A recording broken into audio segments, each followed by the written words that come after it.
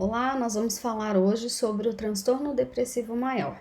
O transtorno depressivo maior, ele é configurado pela ocorrência de um ou mais episódios maiores. O episódio depressivo maior, ele pode aparecer tanto no transtorno depressivo, aquilo que a gente conhece como depressão, como ele pode aparecer também no transtorno bipolar. Então, uma pessoa com transtorno depressivo, ela pode ter um episódio único, então ao longo de toda a vida dela, ela apresentou um único episódio depressivo e ele tem uma duração circunscrita no tempo e depois ele entra em remissão. Ou ela pode apresentar mais de um episódio depressivo maior. Por exemplo, quando eu tinha 15 anos, eu tive um episódio depressivo maior. Passou o tempo, fiz tratamento ou não fiz tratamento, tive uma remissão espontânea e aí esse episódio entrou em remissão e lá pelos, 40 anos eu tive um novo episódio. Então, isso seria um episódio, um transtorno depressivo maior recorrente. Se eu tive um único episódio, ele seria então um transtorno depressivo maior, episódio único. Mais para frente eu vou falar sobre a codificação, sobre como que eu vou codificar o transtorno depressivo maior, os números, o nome, como fica, características diagnósticas adicionais, tá? Mas por enquanto a gente vai falar então sobre o episódio depressivo maior. Ele é configurado, então, pela ocorrência, pela presença de 5 ou mais dos seguintes sintomas, pelo período de 2 semanas. Então, a gente vai apresentar no critério A 9 critérios. Desses 9 critérios, a gente vai ter que ter a presença de pelo menos 5, pelo período de 2 semanas. E representa uma mudança em relação ao funcionamento anterior. O que isso significa? Que avaliando o estado do indivíduo, a gente consegue mais ou menos configurar um antes e um depois. A grande questão é que não necessariamente a pessoa ela tem uma queda abrupta, né? Então, no dia 1, né, eu estou bem, eu estou funcional, eu estou com meu humor eutímico, que é aquela variação de humor normal, e daí no dia 15, né, no 15º dia, já que ele pressupõe 2 semanas dessa alteração de humor, então eu apresento os 5 sintomas. A gente vê muito mais uma questão um pouco gradativa, onde a pessoa gradativamente vai tendo uma alteração, uma mudança de humor. Mas essa ocorrência, ela tem que estar presente por pelo menos 2 semanas. Outra questão importante é que desses 9 critérios que são possíveis dentro do episódio e os 5 necessários para o diagnóstico, pelo menos um deles vai ser humor deprimido ou perda do interesse ou prazer. A pessoa ela pode apresentar os dois, mas pelo menos um tem que ser um desses sintomas.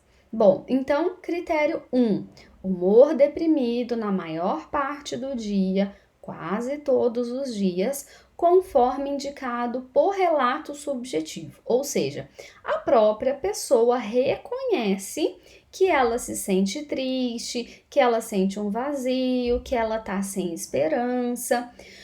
Ou outras pessoas vão comentar: nossa, eu tô vendo que você tá desanimada, que você tá triste, que você tem chorado com muita facilidade. Então a própria pessoa percebe ou outras pessoas reconhecem isso na pessoa. Muitas vezes, como a pessoa ela vai diminuindo gradativamente esse estado de humor, às vezes ela não se dá conta, às vezes ela não percebe esse estado deprimido. Então, às vezes é outra pessoa que vai perceber e que vai relatar. Anota, né? Eu falava no outro vídeo sobre o transtorno disruptivo da desregulação de humor e falava do humor irritável, especialmente em crianças e adolescentes. Então, olha só, né? No episódio depressivo maior, em crianças e adolescentes, a gente pode ter o humor irritável e não triste ou deprimido. Então, de novo, essa dificuldade de fazer o diagnóstico na infância, visto que eles podem apresentar, ao invés da tristeza, tristeza, do desânimo, do humor vazio ou deprimido, esse humor irritável. Então a gente tem que estar atento a isso, né? Muitas vezes o adolescente ele tem um aumento da irritabilidade, a gente sabe que pela questão do momento de vida, essa labilidade emocional ela já é mais comum na adolescência, mas aí a gente tem um aumento dessa irritabilidade. Pode ser uma depressão ali subjacente, tá? Acentuada diminuição do interesse ou prazer em todas ou quase todas as atividades na maior parte do dia, quase todos os dias, incluindo relato subjetivo ou observação feita por outras pessoas. Esse critério, ele tem que avaliar questões subjetivas, por exemplo, o que eu gostava de fazer e que hoje não tem graça e que hoje parece que eu não tô afim, ou quando eu faço não é tão bom quanto eu fazia antes. Por exemplo, antes eu gostava de me reunir com os meus amigos no final de semana e fazer um churrasquinho. Aí quando tem alguém me convida, não tô afim, tô meio desanimado, ou eu até faço um esforço para ir, mas tipo, devia ter ficado em casa, devia ter ficado dormindo, né? Então, aquilo que eu fazia e aí eu faço hoje não me dá o prazer que me dava, ou eu perco o interesse, não quero, não tô afim, né? Ou, por exemplo, eu gostava de sentar com a vizinha e tomar tereré, tomar chimarrão, e aí eu vou lá e parece que não tem assunto, parece que não tem graça, parece que é melhor eu ficar deitada em casa, né, quietinha. Então é isso, eu tenho que investigar a rotina da pessoa como era, tenho que avaliar o que mudou dentro dessa rotina, tenho que identificar as atividades prazerosas, então coisas que ela fazia que davam prazer, que ela se sentia satisfeita, atividades que a pessoa deixou de fazer. Então essa acentuada diminuição do interesse e o prazer, ela é individual, ela é única, então eu tenho que ver o que a pessoa fazia que ela deixou de fazer, o que ela fazia que dava prazer e que hoje deixou de dar prazer. Critério 3. Perda ou ganho significativo de peso sem estar fazendo dieta. Ou seja, a pessoa, ela claramente aumentou o peso ou diminuiu o peso. Aline, mas quanto? 5% do peso corporal em um mês. Então, é um aumento abrupto do peso, uma diminuição abrupta do peso, ou redução ou aumento do apetite quase todos os dias. Então, a pessoa vai te relatar assim: eu tô com uma vontade louca de comer doce. Eu tô muito compulsiva por comida, eu tenho comido muito, eu tenho tido muita vontade de comer. Ou, eu amava comer, nossa, se aparecesse com um bolo de chocolate na minha frente, eu não resistiria. E agora, não tenho vontade. Nossa, eu penso em comer, não vem nada na minha cabeça que eu tenha vontade de comer, né? Então, ou é o aumento ou a perda de peso, ou é o aumento ou a perda do apetite. Então, a gente tem que estar atento porque podem ser as duas situações. Em crianças, considerar o insucesso em obter o ganho de peso esperado. O que isso significa? Não necessariamente a criança ela vai perder peso, tá? Porque a criança, ela tem uma evolução do ganho de peso. O que isso significa? Que ela tem que ganhar peso conforme o tempo vai passando, conforme ela se desenvolve. Então, ela manteria esse peso. Aquilo que seria esperado ela ganhar peso, ela mantém aquele peso. Então, lembra que eu falei que o diagnóstico em infância, ele é mais complexo, ele é mais difícil. Até agora, o que a gente tem, né? Que ao invés de humor deprimido, eu posso ter a irritabilidade. Ao invés do ganho de peso, eu posso ter o fracasso em ganhar peso, a manutenção do peso. Então, a gente vai vendo ali as diferenças para o transtorno, para o episódio depressivo maior, que vai configurar, então, no caso do transtorno de hoje, o transtorno depressivo maior. Insônia ou hipersonia quase todos os dias. O que isso significa? A insônia. Vamos supor que eu tinha o hábito de dormir das 10 às 8, das 10 da noite às 8 da manhã.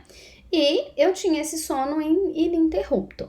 Então, a insônia, ela pode aparecer no início da noite. Eu deito às 10 horas da noite, o horário habitual que eu dormia, e eu não consigo dormir, eu não pego no sono. Então eu fico rolando na cama até 2, 3 horas da manhã e aí é que eu vou pegar no sono. Eu posso dormir, então 10 horas, o meu horário habitual de dormir, e aí eu durmo 2, 3 horas da manhã, eu acordo e perco o sono. Lá pelas 5 da manhã eu vou pegar no sono de novo. Ou 10 horas eu durmo a noite toda, lá pelas 4, 5 horas da manhã eu desperto e não consigo mais dormir. Então a insônia, ela pode se configurar por todos esses períodos da noite, ou no início da noite, ou no meio da noite, ou no final da manhã, ou no final, estágio final ali do sono. Tá? Então eu vou dormir, se eu tinha um hábito de dormir 7, 8 horas por noite, eu vou acabar tendo um sono de 4 ou 5 horas por noite no total. Ou hipersonia, excesso de sono. De novo, a questão do desenvolvimento. Vamos lembrar que as crianças e os adolescentes, eles têm uma necessidade de sono maior do que os adultos. Então, eu tenho que fazer uma comparação do indivíduo com ele mesmo. Lembra? Pelo menos 2 semanas de sintomas, com sintomas presentes. O que isso significa? Que essa criança, ou esse adolescente, ou esse indivíduo vai dormir mais do que o habitual. Então, se antes eu dormia 7, 8 horas por noite e eu ficava bem no outro dia, agora eu durmo 10, 12, 14 horas.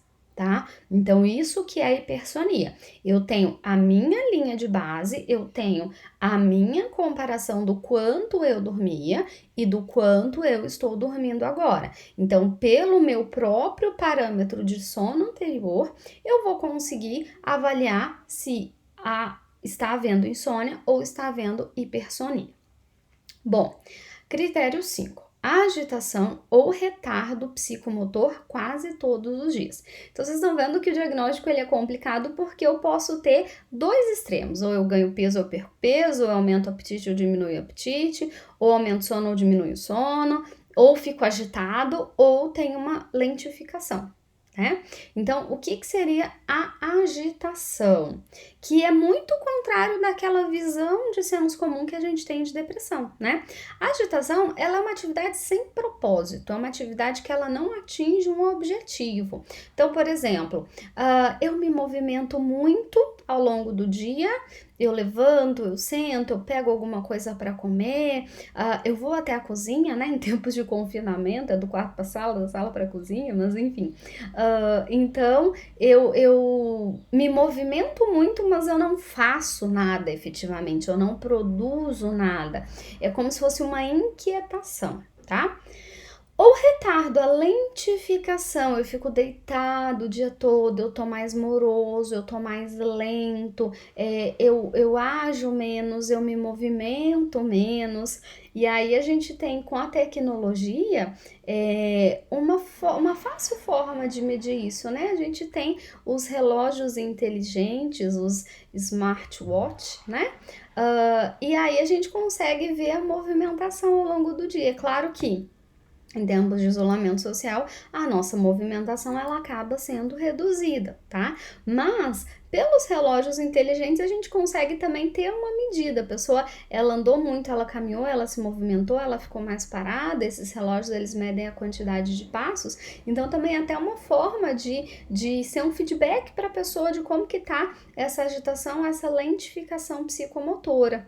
E aí, outras pessoas visualizam isso, outras pessoas identificam, né? Então, aqui tem que ser além desse relato subjetivo. Então, como eu falei, às vezes essas medições por relógio inteligente, às vezes alguém comenta alguma coisa, né? As pessoas percebem essa mudança em termos da questão psicomotora.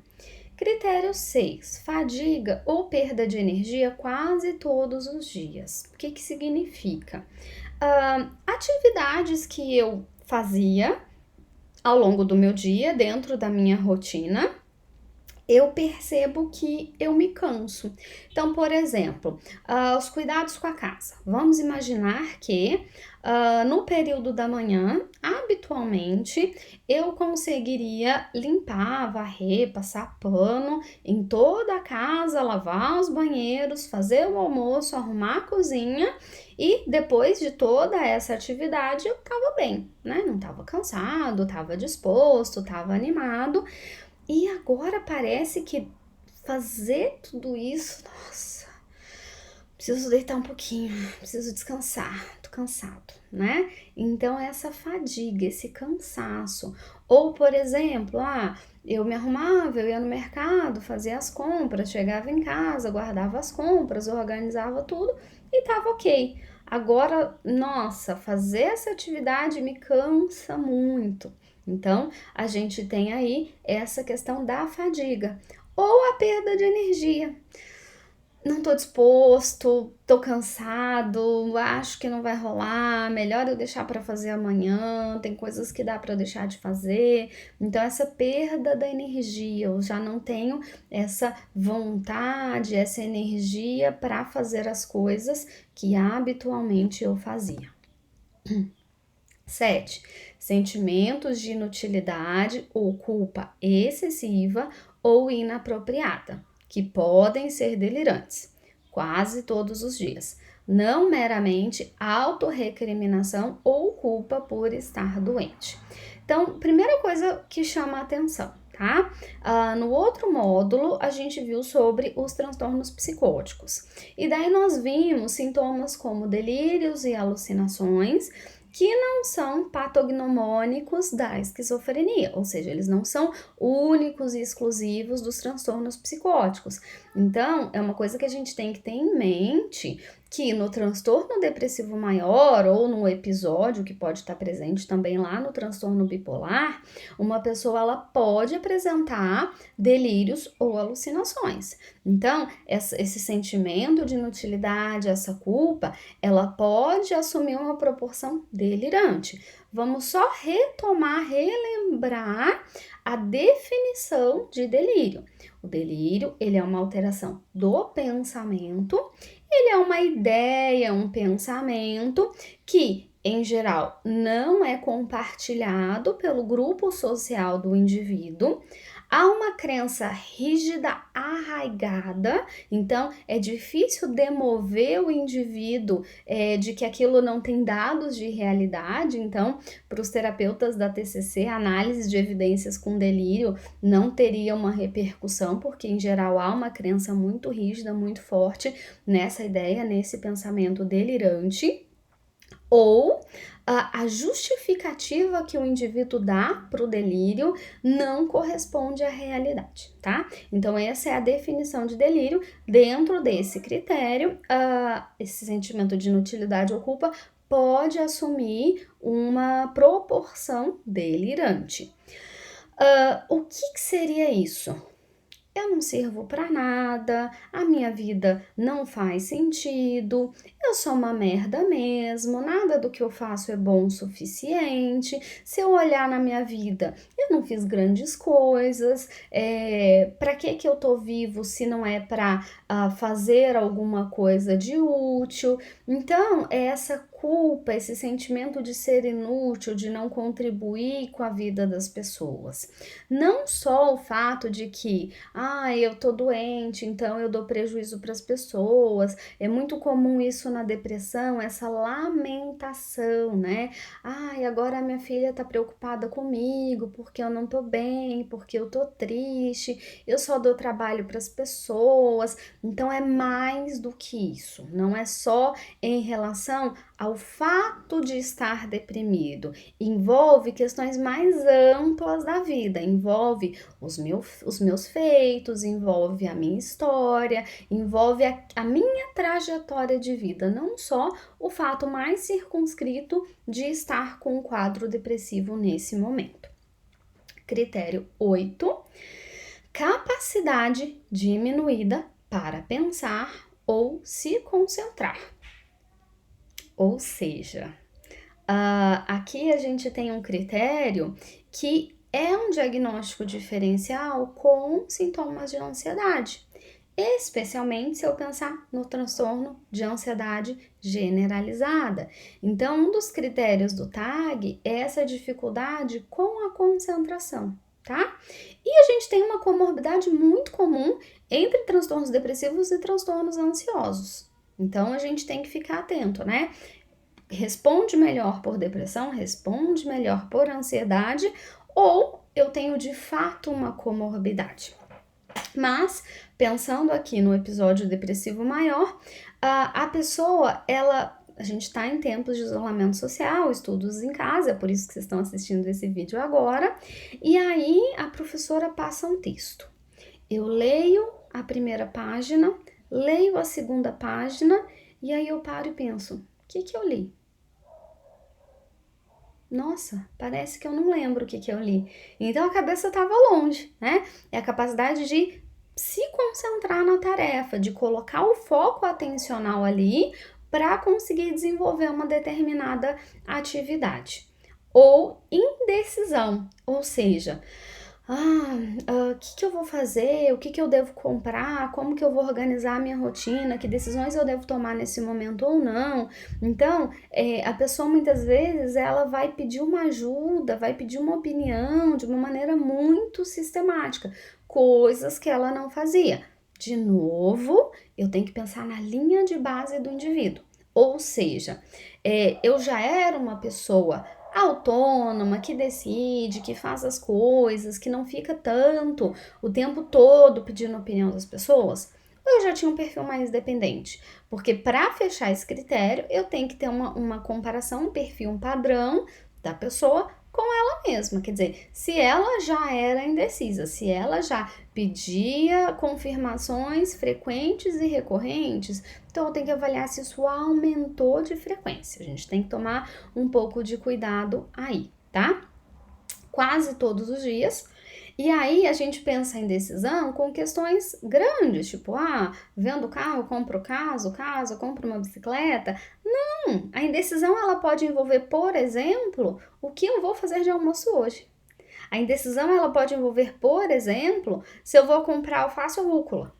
Né? Então, são questões às vezes muito do cotidiano que a pessoa ela trava e precisa de ajuda. Então, a gente tem que estar atento que nem sempre é uma grande decisão, são às vezes pequenas decisões do dia a dia. E outras pessoas observam isso, tá? Então, a própria pessoa fala, eu tô um pouco com receio de decidir, eu acho melhor pedir ajuda. Outras pessoas falam, nossa, mas agora o tempo todo você me pergunta o que eu acho, o que você deve fazer, você sempre tomava suas decisões sozinho. Então, outras pessoas podem perceber isso, especialmente no trabalho, né? Onde a pessoa talvez fosse mais autônoma, mais proativa, e aí ela precisa um pouco mais de ajuda para essas decisões. Critério 9. Pensamentos recorrentes de morte, não somente um medo de morrer, né? Ideação suicida recorrente sem um plano específico, uma tentativa de suicídio ou plano específico para cometer suicídio. Então, a gente tem um contínuo de ideação suicida, tá? Ideação é o pensamento, ainda tá na ordem das ideias, que pode ir desde um sintoma um pouco mais leve do tipo, seria bom que Deus me levasse, se eu morresse ninguém ia sentir minha falta, eu podia dormir e não acordar mais. Então, é mais passivo, eu queria que a minha vida fosse levada. Até um pouco mais ativo, no sentido de chego a considerar a possibilidade de fazer alguma coisa contra a minha vida. Até um plano específico, né? A minha vida não vale mais a pena e eu quero acabar com ela. De que maneira eu vou fazer isso? E fazer pesquisas de como fazer, de quando fazer, em que momento fazer.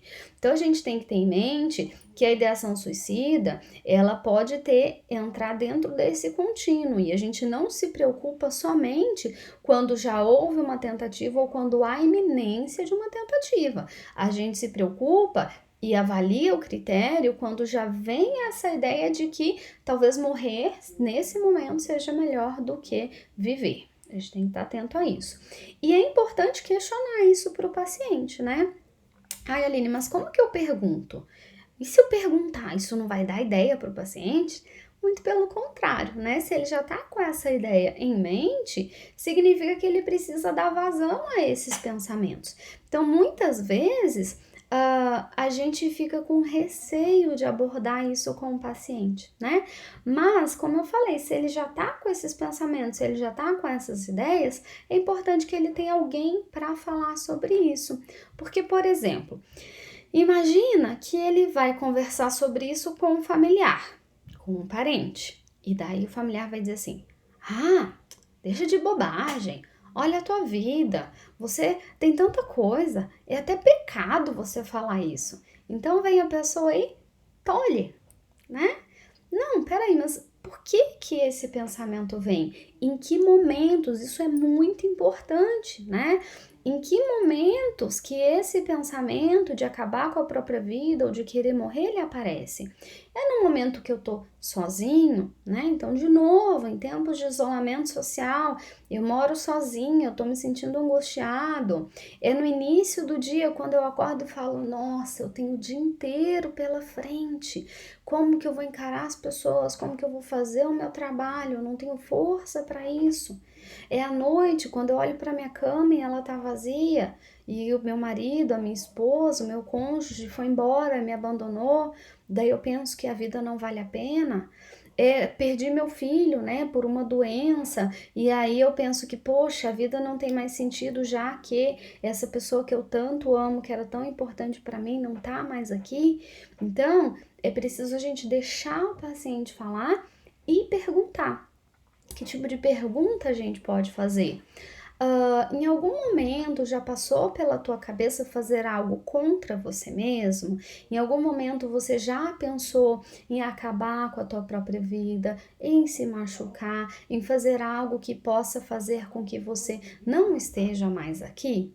Em que momentos esses pensamentos vêm à tona?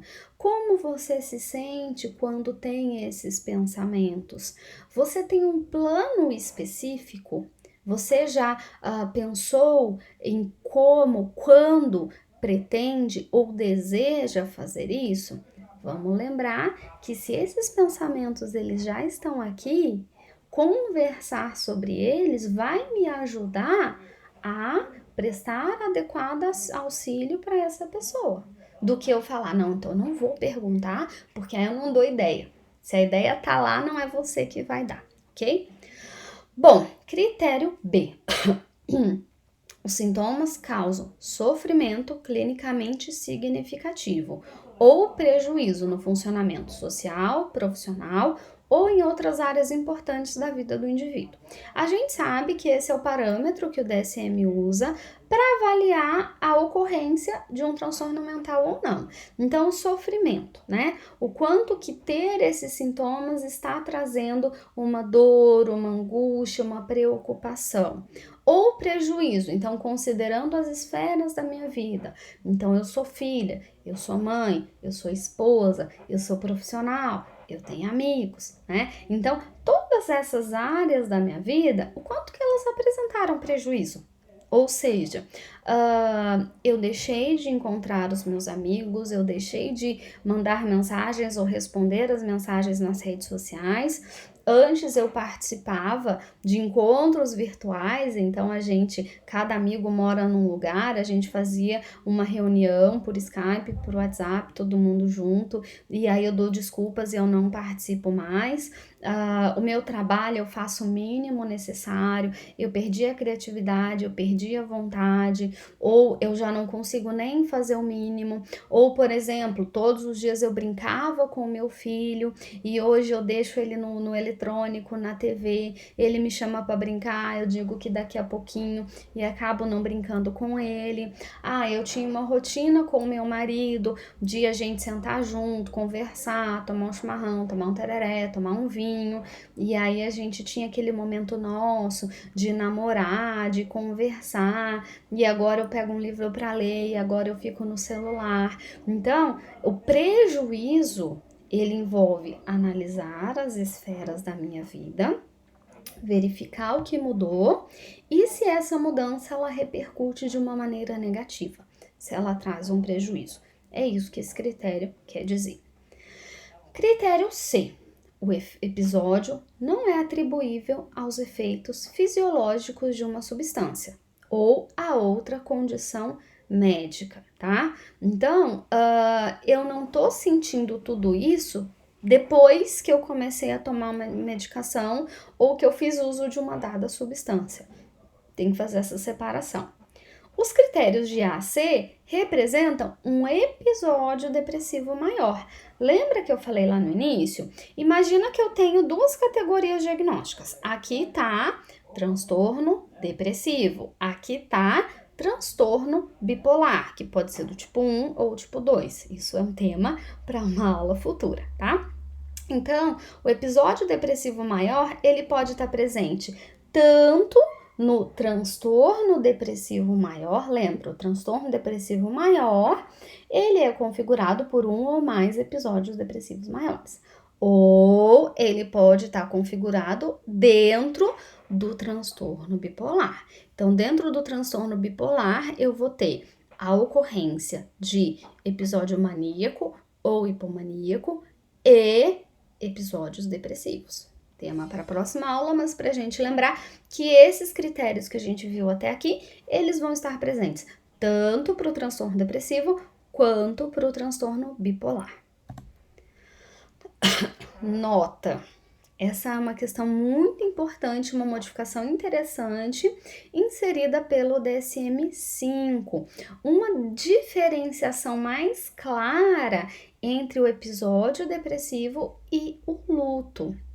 O DSM-4, ele trazia uma questão temporal do luto. Então, que o luto ele deveria durar 2 meses, o que é complicado, cada um vivencia o luto de uma maneira diferente, né?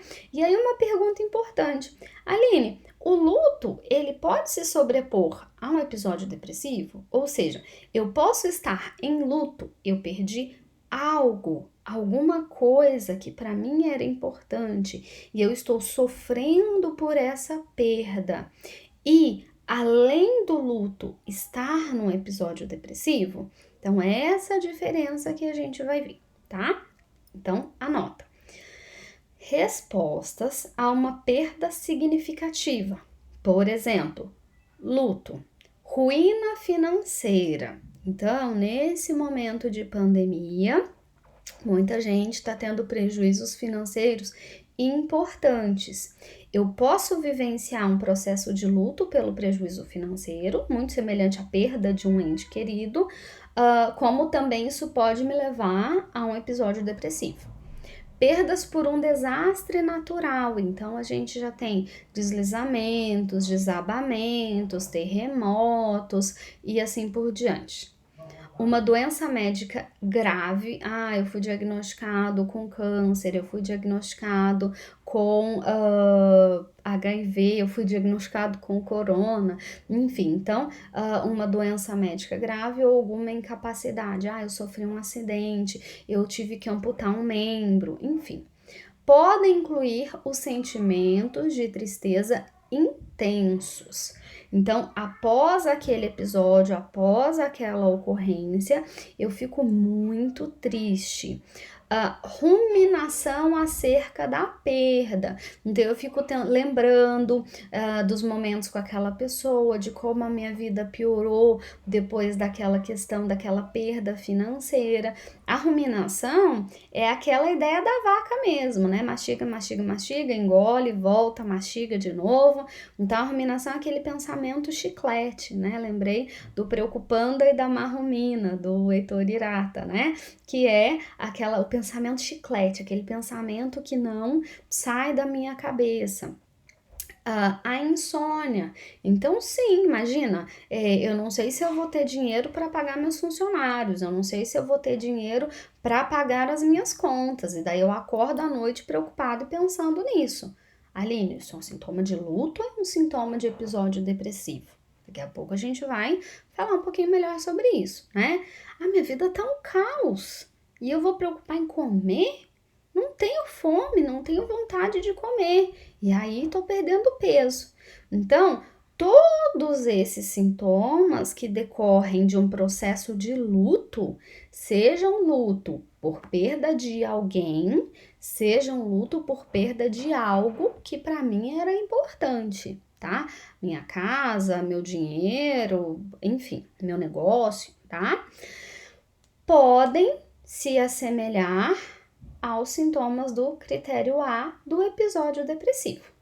Embora tais sintomas possam ser entendidos ou considerados apropriados à perda, ou seja, todos esses sintomas fazem sentido se eu olhar o que está acontecendo na minha vida.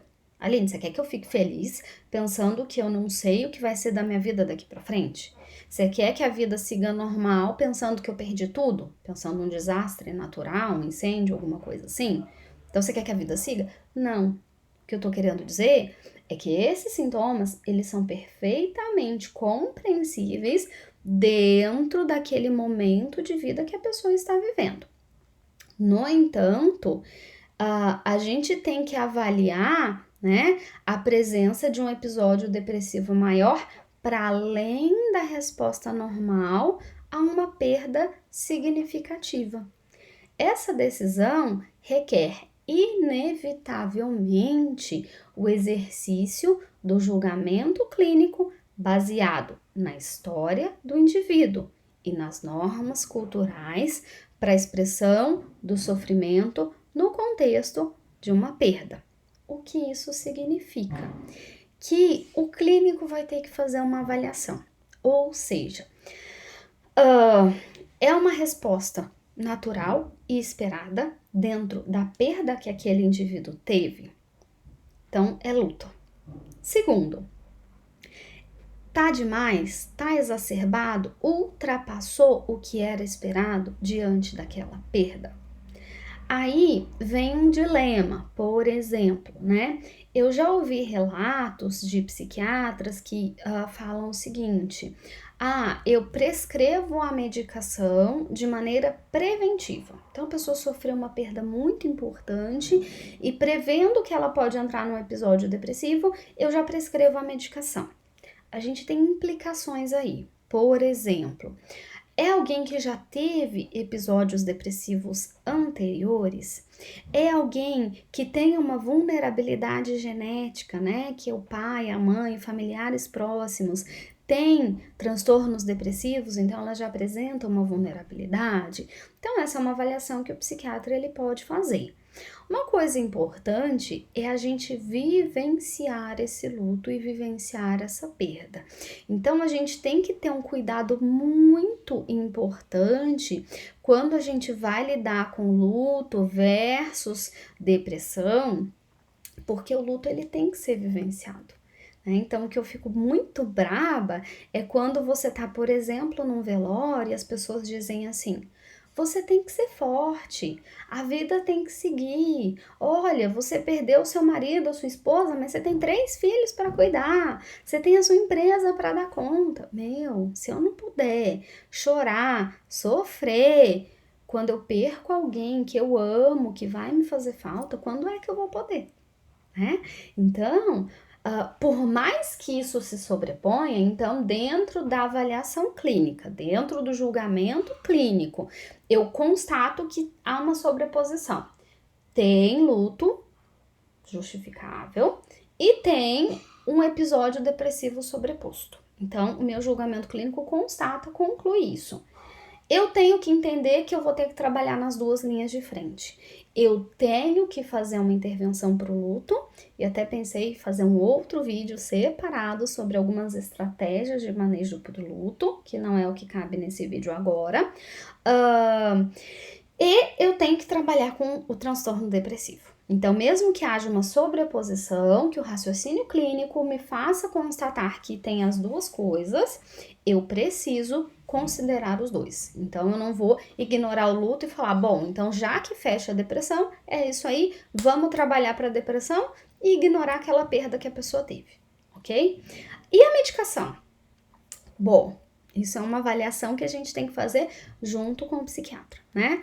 A medicação, ela pode muitas vezes mascarar ou atenuar os sentimentos. Na minha avaliação clínica, é importante dar vazão, tá? Então, essa parte de chorar, de sofrer, e tem um detalhe muito importante que ele fala ali, ó, normas culturais para a expressão do sofrimento. E eu iria além. Cada pessoa, ela sente de um jeito. Então, eu me lembro de um caso que eu atendi, né, de um menino que perdeu o pai, e a mãe falou, ele não tá sentindo, ele não tá sofrendo. Ela tava muito preocupada com ele guardar aquela dor, aquele sofrimento. E ele tava do jeito dele, no momento dele, recorrendo a outras pessoas, e não a mãe, porque na cabeça dele, bom, a minha mãe, ela já tá sofrendo por isso, então eu não quero trazer mais preocupação. Então eu choro no meu quarto, eu choro no chuveiro, eu falo com o meu avô, enfim, né? Então ele desabafava com outras pessoas que não a mãe. Então a gente tem que entender também que cada um vivencia o luto de uma maneira diferente. Então uns vão se debruçar no caixão, vão chorar, vão se desesperar, vão gritar, outros vão, né, às vezes até um estado inicial de choque, mas gradativamente vai caindo a ficha de que estou sem aquela pessoa, né? Crianças menores, elas têm uma simbolização, uma significação da morte muito diferente. Então, eu costumo brincar que os velórios, né, eles são eventos, na verdade, né? Às vezes a gente não consegue reunir a família expandida no Natal, no Ano Novo, nos aniversários, mas no velório junta todo mundo. E aí a criançada corre de um lado para o outro e brinca e vê os primos que não via há muito tempo. E aí o adulto fica chocado, meu Deus, é o seu pai, a sua mãe que tá ali, você tá correndo, tá brincando, que falta de respeito. Não, a significação para as crianças menores, ela é diferente. Então a criança ela não entende que a morte ela é um estado permanente, que ela nunca mais vai ver a mãe, ou ver o pai, ou ver a avó, enfim. Então a gente tem que cuidar então com a maneira como as crianças significam e simbolizam a morte, tá? Critério D. A ocorrência do episódio depressivo maior não é mais bem explicada por transtorno esquizoafetivo, esquizofrenia, transtorno esquizofreniforme, transtorno delirante ou algum outro transtorno do espectro da esquizofrenia ou transtorno psicótico. Lembra que eu falei que eu posso ter sintomas psicóticos dentro de um episódio depressivo maior. Então, eu tenho que fazer o diagnóstico diferencial. O transtorno esquizoafetivo, ele traz a ocorrência de um episódio de humor sobreposto aos sintomas aos sintomas psicóticos. O diagnóstico diferencial é muito importante.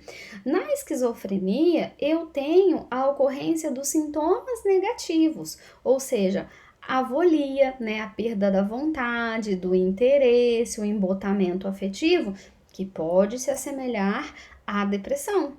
Então, eu tenho que avaliar, há uma comorbidade? É um transtorno esquizofrênico, é uma esquizofrenia associada a um transtorno depressivo? Não, esses sintomas negativos, eles são mais bem explicados dentro do contexto da esquizofrenia.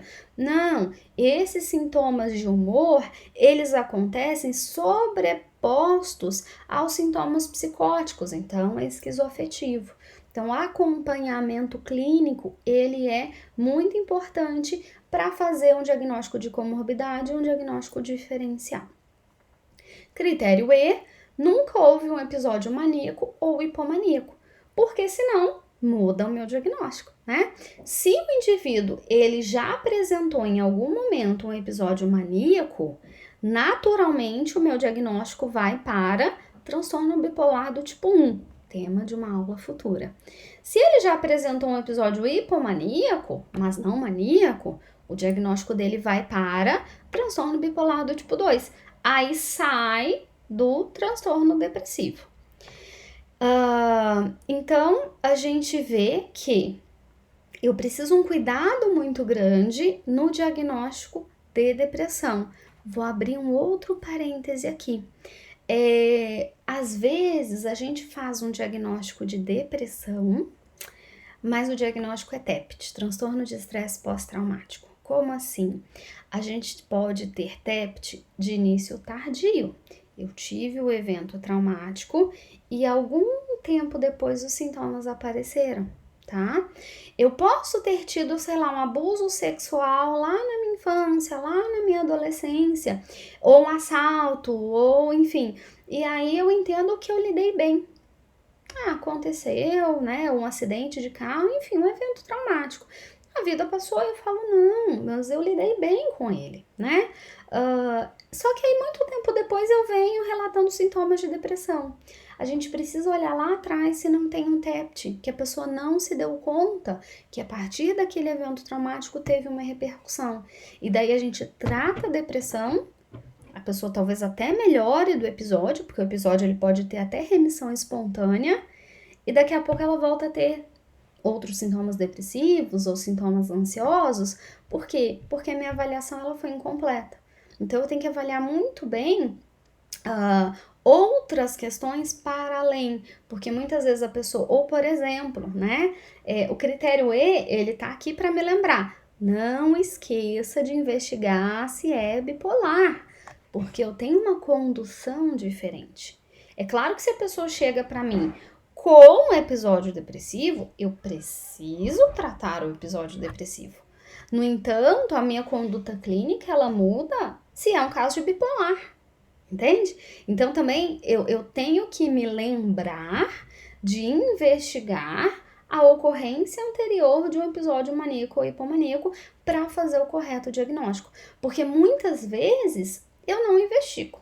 Fico ali na depressão, trato a depressão, a pessoa entra em remissão, ganha alta ou abandona, né? É muito comum o paciente ter uma melhora clínica, nem terminar o tratamento, tô bem, tá ótimo, e ele mesmo abandonar o tratamento, aí eu não fiz o diagnóstico correto, aí eu não fiz a psicoeducação necessária e essa pessoa em algum momento vai precisar de ajuda de novo. Eu gosto muito dessa tirinha, né? Essa é a minha postura de deprimido. Quando você está deprimido, o jeito que você fica faz muita diferença. A pior coisa que você pode fazer é ficar ereto e levantar a cabeça, porque aí você começa a melhorar. Então, se você acha legal ficar deprimido, você tem que ficar assim, né?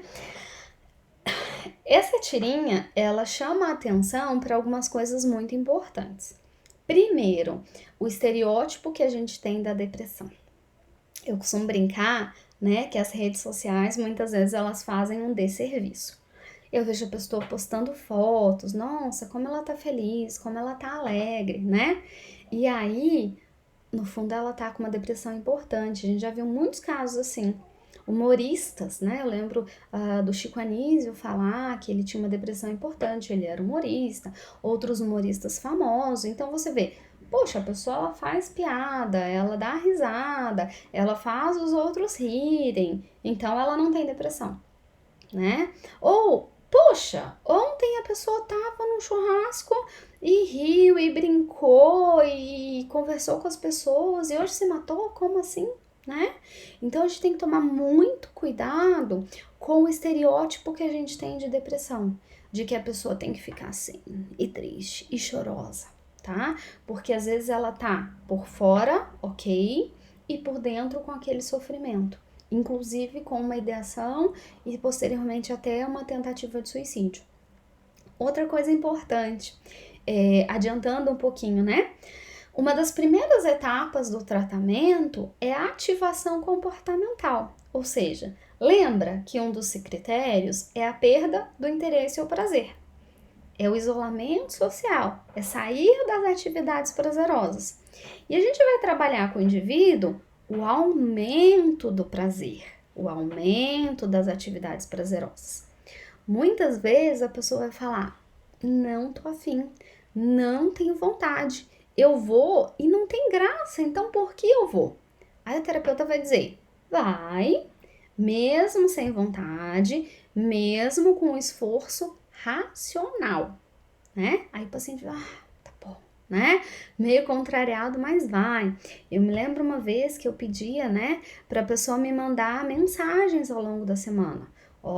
Né, em tempos de pandemia, de ficar em casa, né, pijama o dia inteiro. Não, você vai passar um batom, você vai colocar um brinco, você vai arrumar teu cabelo, você vai me mandar mensagens me avisando da tua rotina, do que você fez hoje. Ou eu mandava mensagens, como foi o teu dia, cumpriu o nosso combinado, foi fazer a tua caminhada, né? Então a gente tem um papel de trazer essa ativação comportamental para que a pessoa não se entregue. Aí, né, as redes sociais elas podem machucar muito. Vamos imaginar que eu esteja trabalhando com uma pessoa afastada do trabalho, tá? De atestado por conta da depressão. Então, o chefe, os colegas de trabalho sabem que a pessoa está afastada. Aí eu, terapeuta, tô trabalhando com ela a ativação comportamental. Sabe aquele almoço de domingo da comunidade? Eu sei que você não tá afim, mas vamos fazer um esforço para ir? Quem sabe pode ser legal. Aí eu até avalio com a pessoa qual é o nível de prazer que você acha que vai ter nesse almoço, nesse evento social. Acho que 2, eu tô nada afim de ir nesse negócio, mas 2. Tá bom, então você vai e depois você vai anotar para mim o nível de prazer real que você teve. E muitas vezes a pessoa ela se surpreende, ela fala: olha, não foi maravilhoso, não foi do suprassumo, mas foi legalzinho, eu dou um 5. Você deu uma atribuição 2 e foi nível 5, então foi melhor do que você esperava. Você se divertiu um pouquinho, você se distraiu um pouquinho, você até riu um pouquinho. Ativação comportamental. Aí vem alguém, tira uma foto, posta na rede social. E aí os colegas de trabalho vão falar assim: olá, pra vir trabalhar não tá bom, mas pra ir pra festa tá ótimo, né? Muitos patrões rastreiam a rede social para ver. Tem gente que mente, que quer fugir do trabalho? Tem. Mas o problema é que esse tipo de ação atrapalha o nosso trabalho. Porque eu preciso que a pessoa saia de casa. Eu preciso que ela interaja, eu preciso que ela desenvolva atividades prazerosas. E ela não tem culpa se alguém tirou uma foto dela e marcou ela nas redes sociais. Ela não tem culpa se um colega de trabalho, se o patrão dela olhou e falou assim: ué, mas não pode trabalhar, mas pode ir em festa? Sim, eu preciso que ela saia de casa. Entende? E aí esse tipo de crítica, esse tipo de reação faz com que muitas vezes a pessoa ela fique dentro da casa dela, prejudicando o tratamento, tá? Então vamos ter mais humanidade, vamos ter mais compaixão, vamos deixar de criticar as pessoas, a gente não sabe o que está se passando. E especialmente, né, com essa tirinha em mente, entender que a depressão ela não tem cara, né? Que não é só essa postura de deprimido, que eu posso estar sorrindo e tá com uma depressão importante, ok? Bom, então vamos voltar um pouquinho com mais detalhes a essa questão do luto, tá? Então, alguns parâmetros mais práticos para a gente conseguir fazer essa avaliação clínica, essa diferenciação entre depressão e luto. Enquanto o processo de luto é natural e único para cada indivíduo, então eu falei, cada um vai expressar e vai sentir isso de uma maneira diferente, e compartilha algumas das mesmas características de depressão, como tristeza intensa, retirada de atividades habituais. Tristeza e depressão também são diferentes em aspectos importantes. No luto, o afeto predominante inclui sentimentos de vazio e perda. Então, no luto eu vou ter essa questão do vazio, da perda, da falta.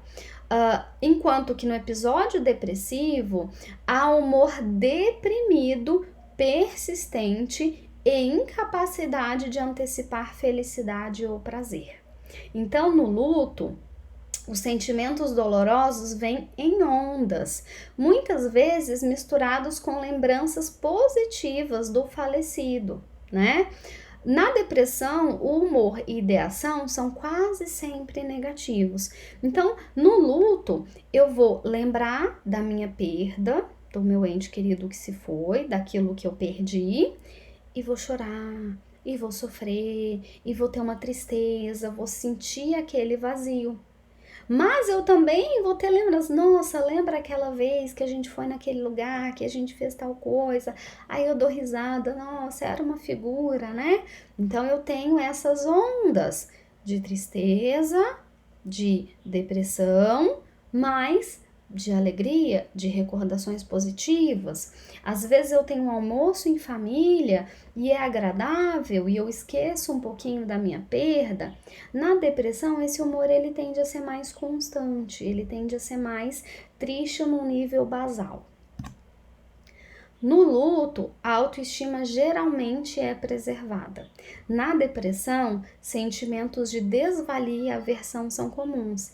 Lembra daquele critério da culpa excessiva, inapropriada? Então, na depressão, eu começo a ter uma visão muito negativa de mim mesmo, das minhas habilidades, das minhas capacidades, do quanto eu sou bom em alguma coisa, do quanto eu posso ou não ajudar as pessoas, né? E no luto isso tende a estar preservado, enquanto que na depressão isso tende a se prejudicar. Se presente no luto, a ideação autodepreciativa costuma envolver a percepção de falhas em relação ao falecido. Por exemplo, não ter feito visitas com frequência suficiente, não dizer ao falecido quanto o amava. Então, essa autodepreciação no luto, ela envolve: poxa, se eu tivesse feito um empréstimo, se eu tivesse pedido ajuda, se eu tivesse contratado mais funcionários, a minha empresa não teria falido. Entende? Então, coisas que eu poderia ter feito para evitar o resultado. Ou se eu tivesse levado a minha mãe para fazer o tratamento experimental, talvez ela não tivesse morrido. Se eu tivesse pago um plano de saúde, se eu tivesse insistido para ela fazer os exames regulares. Então, vem em questões de que eu poderia ter feito ou poderia ter agido de uma maneira diferente. Se o indivíduo enlutado, né, no luto, ele pensa em morrer, tais pensamentos costumam ter o foco no falecido e possivelmente em se unir a ele, né?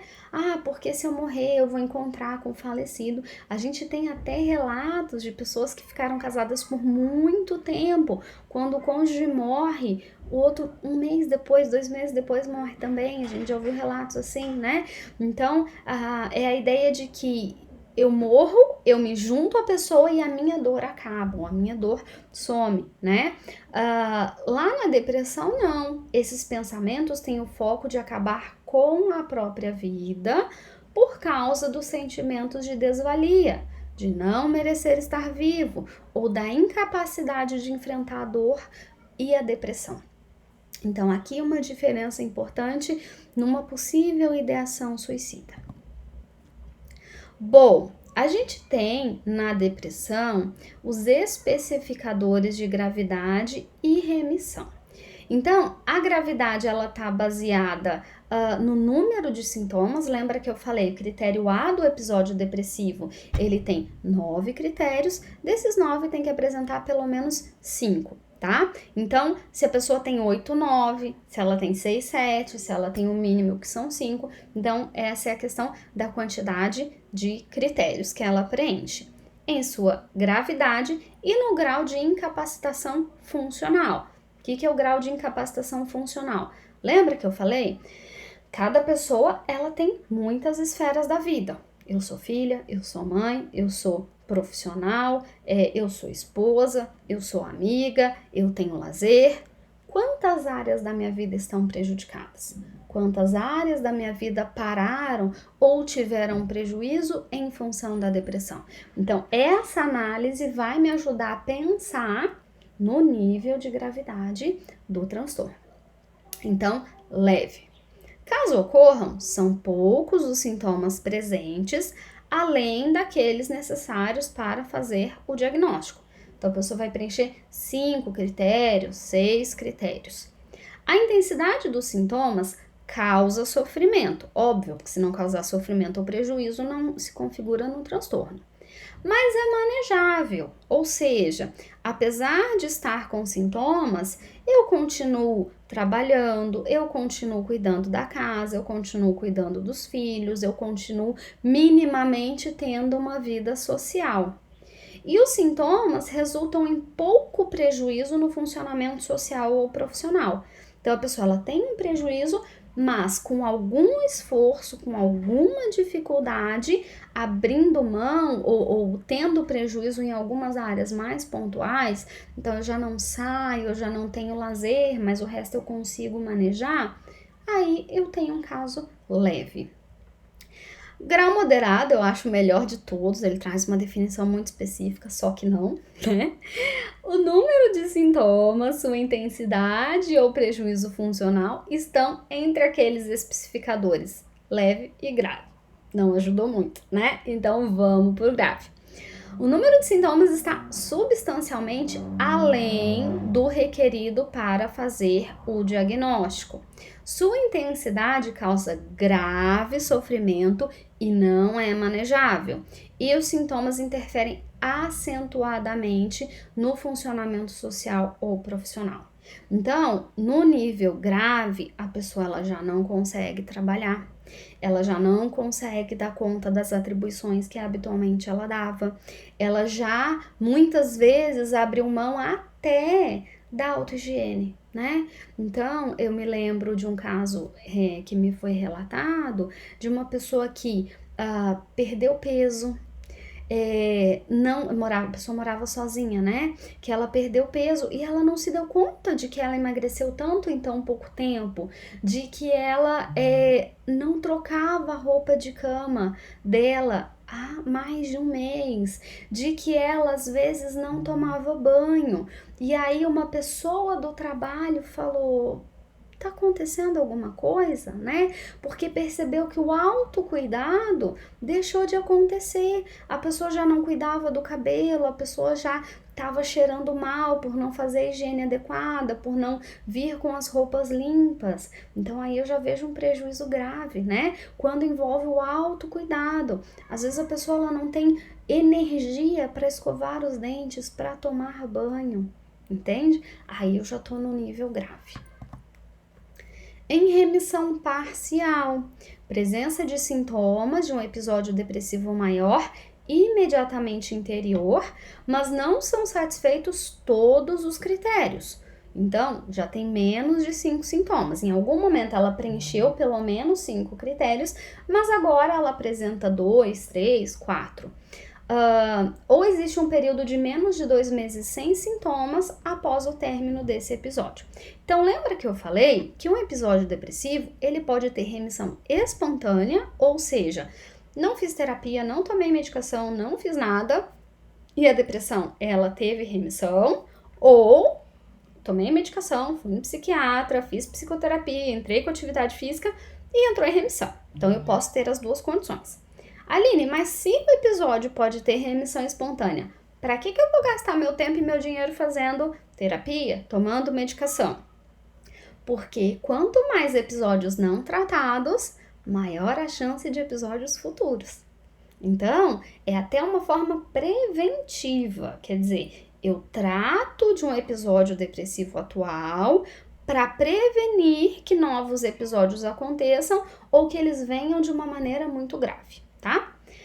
Em remissão completa, durante os últimos 2 meses, nenhum sinal ou sintoma significativo da perturbação esteve presente. Então, agora o episódio ele entrou em remissão, eu não preencho mais critérios para depressão. Procedimentos para registro. Atenção, queridos alunos de psicopatologia, isso é importantíssimo para o estudo de caso a pessoa tenha o transtorno depressivo maior, tá? Os códigos diagnósticos, isso vale para o DSM, ok? Na CID o código é F, vamos lembrar. Os códigos diagnósticos para o transtorno depressivo maior são selecionados da seguinte forma. Os 3 primeiros dígitos são 296.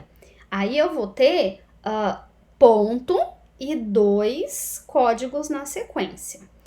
O 4º dígito, então vamos pensar, são 5 dígitos no total. Os 2 primeiros são 296 ponto, eu tenho o 4º dígito e o 5º dígito. O 4º dígito é 2 se existir apenas um único episódio depressivo maior. Então, esse é o primeiro episódio que eu tô passando. Eu não tive episódios depressivos anteriores. Então, o 4º dígito é 2. 3, se existirem episódios depressivos maiores recorrentes. Lá no passado, quando eu tinha 20 e poucos anos, eu tive um episódio depressivo. E agora, com 50 e tantos, eu tive outro episódio depressivo, tá? Então, aí, o 4º dígito vai ser 3, porque já tive outros episódios depressivos anteriores. O 5º dígito vai ser 1 leve, 2 moderado, 3 grave, 4 com características psicóticas, 5 em remissão parcial, 6 em remissão completa e 0 inespecificado. Então, por exemplo, se eu tiver o código 296.23, o nome fica transtorno depressivo maior, episódio único, grave. Ou 296.31, transtorno depressivo maior, recorrente, leve. 3, recorrente, 1, leve. Ou, por exemplo, 296.34, transtorno depressivo maior, recorrente, com características psicóticas. Tá? Então, eu preciso colocar o código e escrever o nome por extenso da maneira como eu fiz agora. Bom, estão vendo que não é fácil, né? Depressão é um dos transtornos mais comuns que a gente tem e olha quanta coisa pra gente fazer esse diagnóstico, né? Não é fácil fazer o diagnóstico de depressão. Então, a gente tem características sintomáticas adicionais. Lembra que eu falei que a depressão, ela não tem muita cara, ela não tem muito aquelas características que a gente acha que tem, né? Aí a gente vai para as características sintomáticas adicionais. Com características melancólicas. Uma das seguintes está presente durante o período mais grave do episódio atual. Eu costumo dizer que as características melancólicas é aquela visão típica que a gente tem da depressão. É mais ou menos a depressão clássica que a gente tem em mente. 1.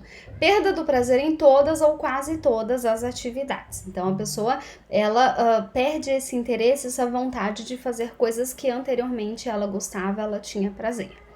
2. Falta de reatividade a estímulos em geral prazerosos. Não se sente muito bem, mesmo temporariamente, quando acontece uma coisa boa. Então, por exemplo, eu ganho uma festa surpresa, eu ganho um presente que eu queria ganhar há muito tempo.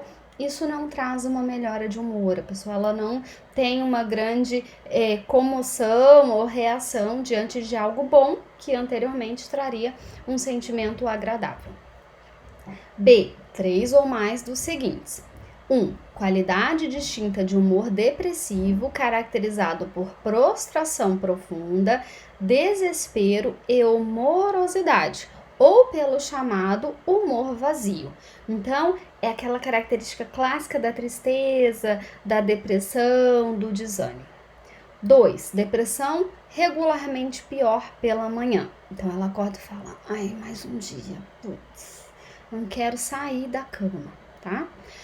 3, despertar muito cedo pela manhã. Então, lembra que a gente falou? Pode ter insônia ou hipersonia, né? Nesse caso aqui, vai ser a insônia. E aí eu vou dormir no meu horário habitual, dormir a noite inteira, mas acordar mais cedo. Perder esse sono ali pelas 4, 5 horas da manhã. 4, acentuada agitação ou retardo psicomotor. Então, aqui eu posso ter os dois critérios. Anorexia ou perda de peso significativos. Então, lembra que no critério original do transtorno depressivo, eu posso ter perda de peso ou ganho de peso, aumento do apetite ou perda do apetite. Na característica melancólica, eu vou ter a perda de apetite ou a perda de peso. E culpa excessiva ou inapropriada. Então, do critério A das características melancólicas, 1 ou 2, e do critério B, de 6 critérios, pelo menos 3. Com características atípicas, o próprio nome já diz, né? Características atípicas que fogem daquela ideia geral que a gente tem do que é um episódio depressivo, do que é um transtorno depressivo, que, como eu falei, casa bem com as características melancólicas, aquela visão mais caricata que a gente tem do que é a depressão. Então, nas características atípicas, há uma reatividade do humor. O humor melhora em respostas a eventos positivos reais ou potenciais. Eu fico animado com uma festa, eu fico animado com uma boa notícia, eu me divirto numa situação específica. Então, o humor da pessoa tem uma resposta, tem uma melhora diante de estímulos positivos. Critério B, de 4 sintomas, tem que apresentar pelo menos 2 das seguintes características: ganho de ou aumento de peso significativo. Ou seja, a pessoa, ao invés de ter falta de apetite, ela vai ter um aumento de apetite e vai engordar. Hipersonia, ela vai dormir mais, ela vai ter mais sono. Paralisia de chumbo, isto é, sensações de peso nos braços ou nas pernas. 4. Padrão persistente de sensibilidade à rejeição interpessoal, não limitado a episódios de perturbação do humor, que resulta em prejuízo social significativo. O que isso significa? A pessoa ela fica mais sensível. A pessoa passou e não me cumprimentou, não me disse oi, não falou comigo, faz tempo que meu amigo não me manda mensagem, mesmo que eu também tenha sumido. Então, a pessoa ela fica mais sensível a uma possível rejeição interpessoal. E aí isso vai trazendo animosidade nas relações, né? Porque daí eu vou me esquivando, eu vou ficando chateada, eu vou ficando magoada. Aí o outro interpreta o meu comportamento. Poxa, mas a Aline tá estranha, a Aline sempre me dava bom dia, agora ela passa reto, tá sempre com a cara fechada. Bom, mas é que eu começo a ter uma sensibilidade, a maneira como os outros me tratam. Aí eu fico reclusa e aí o outro interpreta isso também de alguma maneira e isso começa a trazer prejuízo nas relações. Critério C. Não são satisfeitos os critérios para com aspectos melancólicos ou características catatônicas durante o mesmo episódio. Ou seja, vamos lembrar que eu posso ter episódios recorrentes, eu posso ter mais de um episódio depressivo ao longo da minha vida. Então, essas características sintomáticas adicionais, elas vão ser para o episódio que eu estou tendo agora. Eu posso ter outras características adicionais ao mesmo tempo, mas são mutuamente excludentes, atípicas, melancólicas e catatônicas. Então, vai ser uma ou outra ou outra. É isso que esse critério quer dizer. Com características psicóticas, lembra que eu falei, delírios e alucinações estão presentes. Então, como que eu posso dizer? É um especificador, então eu posso, por exemplo, ter um especificador com características atípicas e com características psicóticas, eu posso ter um especificador com características melancólicas e com características psicóticas. Essas características psicóticas podem ser congruentes ou incongruentes com o humor, ou seja, os delírios e alucinações cujo conteúdo é coerente com os temas depressivos típicos de inadequação pessoal, culpa, doença, morte, niilismo ou punição merecida. Então, se eu estou com sintomas psicóticos, eu vou ter, por exemplo, um delírio de que eu não valho nada, de que eu vou ficar pobre, de que eu vou morrer na sarjeta, de que ninguém vai me dar atenção, de que eu vou ficar sozinha para sempre. Ou a ideia de que eu sou culpada por tudo que eu tô passando, de que eu mereço ser punida, de que ao longo da minha vida eu não fiz alguma coisa para ajudar as pessoas, então é por isso que eu tô passando pelo que eu tô passando agora. Enfim, então isso é congruente com o humor. Incongruente com o humor é que tem outros temas, é que não envolve essa ideia de culpa, de doença. Então, por exemplo, um delírio persecutório, né? Não tem relação, essa coisa de estar sendo perseguido, não tem relação com esse humor deprimido. Então, pode ser incongruente com o humor. Com características catatônicas. O quadro clínico é dominado por pelo menos 3 ou mais dos seguintes. 1. Catalepsia, estado de plasticidade motora no qual o indivíduo conserva as posições que lhe são dadas, como se tratasse de um boneco de cera, que é o que a gente chama de flexibilidade séria, né? Então a pessoa ela mantém uma posição por muito tempo, a gente consegue ver muito isso quando faz visitas a hospitais psiquiátricos, né? A pessoa por horas, por muito tempo numa determinada posição. Baixa flexibilidade, então a pessoa acaba se movimentando menos, né? Estupor, então vamos lembrar que o estupor é uma alteração da consciência, a gente viu isso em psicopatologia 1. O que é o estupor? É o quanto eu estou responsivo ao estímulo do meio. Alguém fala, Aline, oi, né? Então espera-se que diante do estímulo eu responda.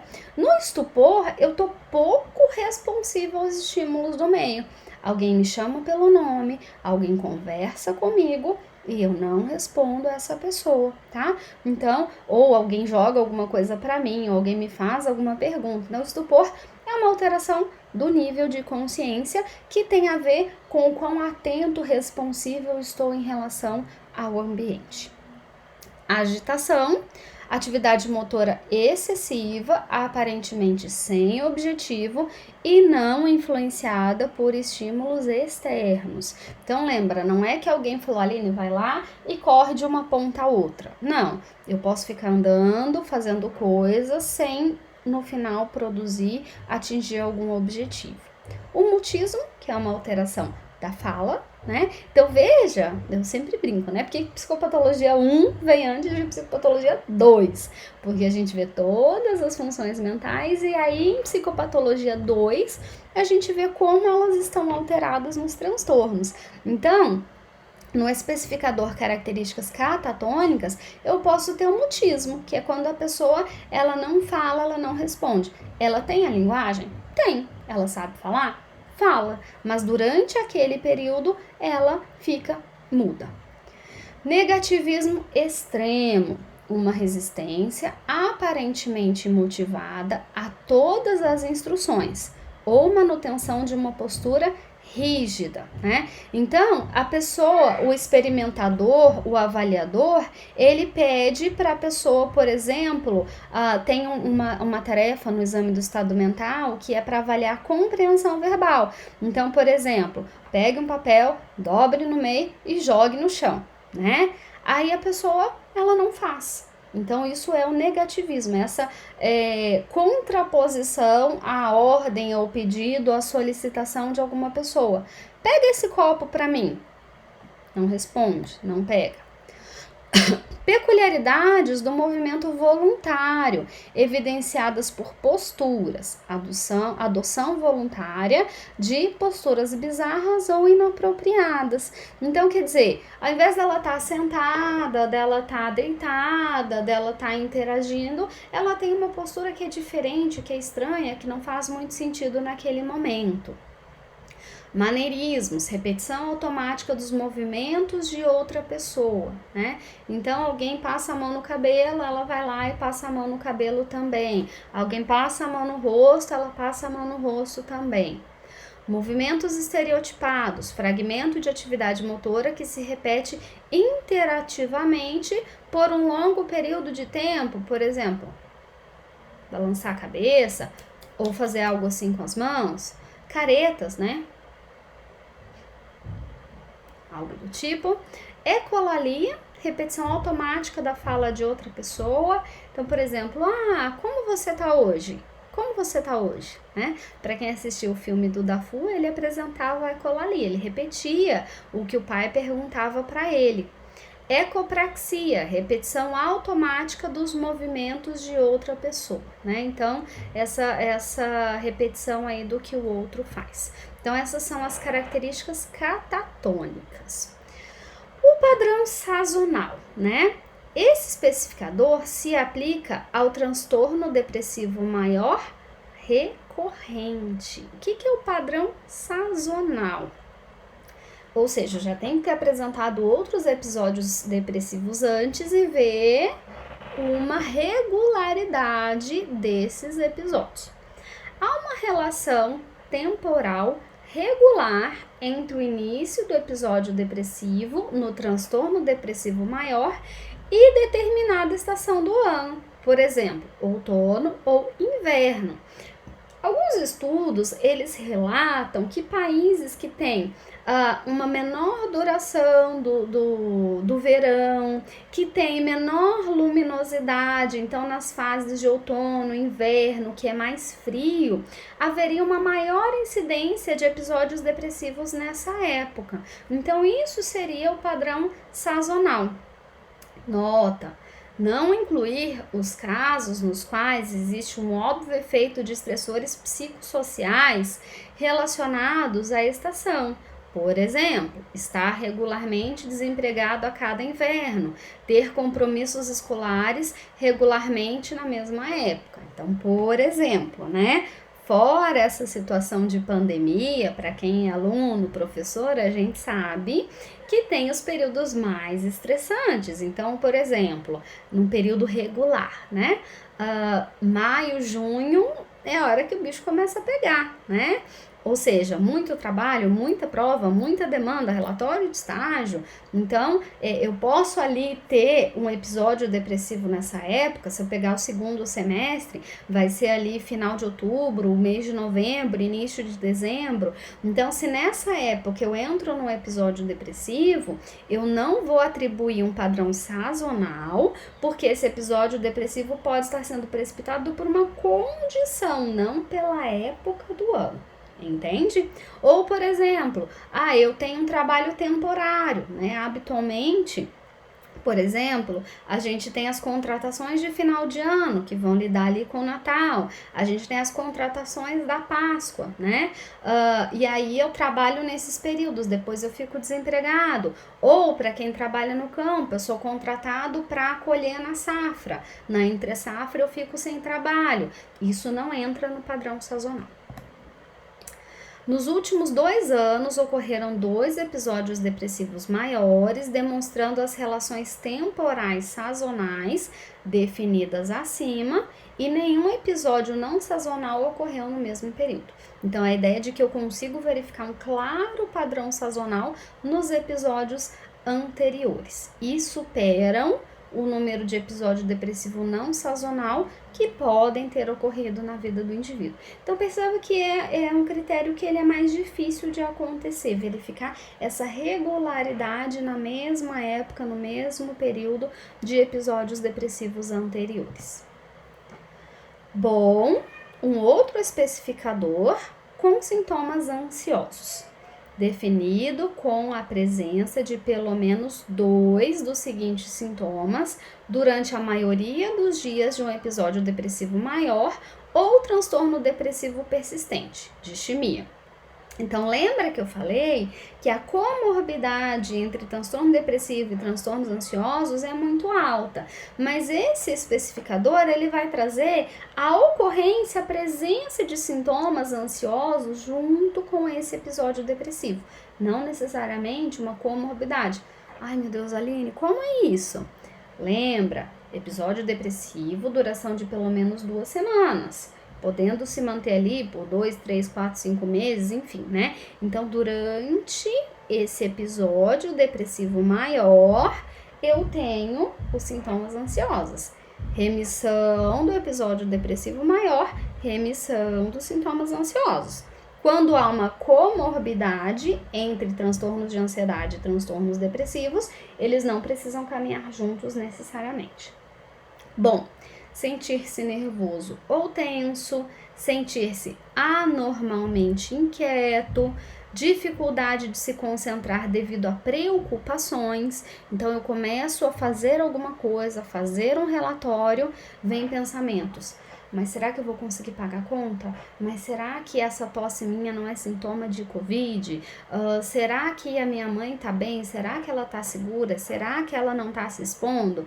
Então, a minha atenção, ela tá prejudicada porque eu tenho pensamentos de preocupação.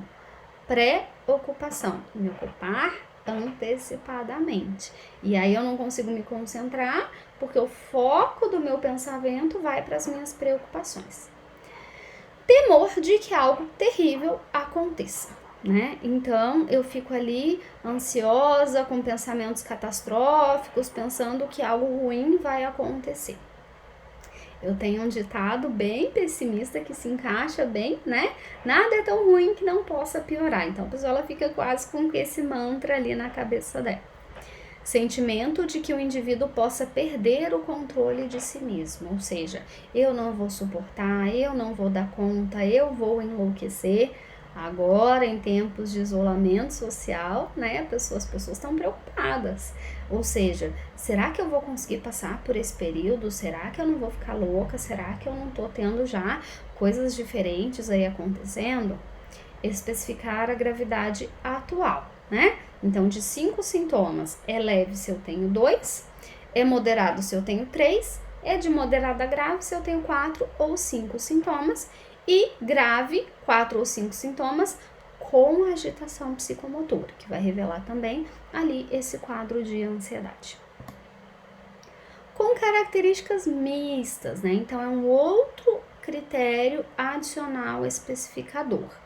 Pelo menos 3 dos seguintes sintomas, maníacos ou hipomaníacos, estão presentes quase todos os dias, durante a maioria dos dias, de um episódio depressivo maior. A gente vai ver isso aqui lá para o transtorno bipolar, ou seja, durante a ocorrência do episódio depressivo maior, eu não tenho só tristeza, eu tenho também humor elevado e expansivo. Lembra, no episódio depressivo maior eu vou ter o humor irritável para crianças e adolescentes, ou triste também, depressivo, mas nas características mistas eu vou ter a sobreposição de humor elevado ou expansivo, autoestima inflada ou grandiosidade. A gente vai ver esses sintomas em mais detalhes quando eu for falar lá do transtorno bipolar. Eu não vou me ater muito a eles agora, tá? Porque a gente vai detalhar isso depois.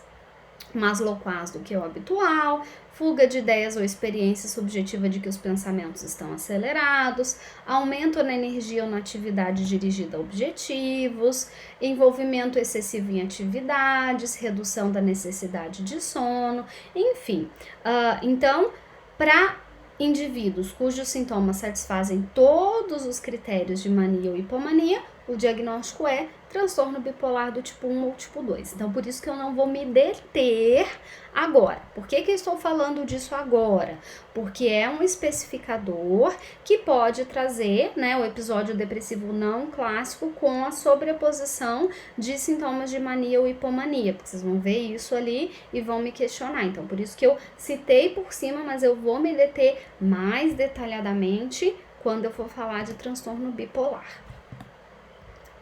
Com início no periparto, a famosa depressão pós-parto, né? Mas o nome correto é com início no peri, porque a gente já pode ver esses sintomas um pouquinho antes ali do parto, durante e depois. Este especificador pode ser aplicado ao episódio atual, ou, se atualmente não são satisfeitos todos os critérios para episódio depressivo maior, ao episódio mais recente de depressão maior, se o início dos sintomas de humor ocorre durante a gravidez ou nas 4 semanas seguintes ao parto, né? Nota, os episódios de humor podem ter o seu início durante a gravidez ou no pós-parto. Parênteses, né? A gente tem o que a gente chama de baby blues. O que é o baby blues? Ali, uns 40 dias após o parto, a gente tem uma alteração hormonal intensa na mulher que acabou de ter o filho, né? A gente pode ter uma avolia, a gente pode ter um desânimo, a gente pode ter um humor mais irritável, a gente pode ter uma tristeza. Isso ser normal dessa fase do pós-parto. Então, também cabe um diagnóstico diferencial com o episódio depressivo maior. Ele fala ali o início durante a gravidez. É muito importante, é fundamental que o obstetra, que as pessoas que estão no entorno dessa gestante prestem atenção em possíveis sintomas depressivos antes mesmo do parto acontecer. Por quê?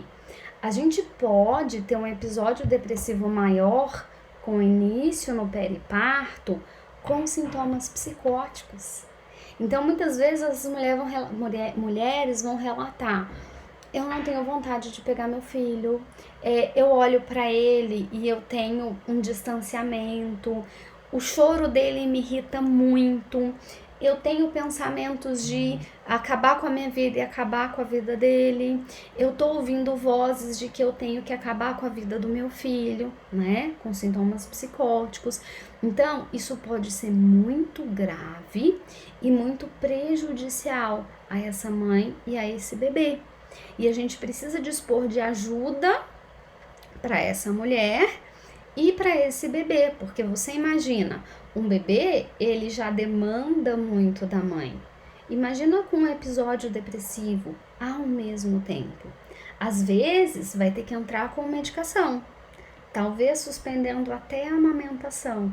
Então a gente tem que fazer essa avaliação de menor prejuízo para atender bem essa família, porque a gente sabe, não é o tema dessa aula, né? Mas a gente sabe que a primeira infância ela é fundamental para o desenvolvimento do apego, e a relação materno-filial ela também é muito importante. Não que outras relações não sejam, mas você imagina, se essa mulher tá com uma depressão pós-parto, qual é a chance dela conseguir dar um cuidado adequado da maneira como um recém-nascido precisa?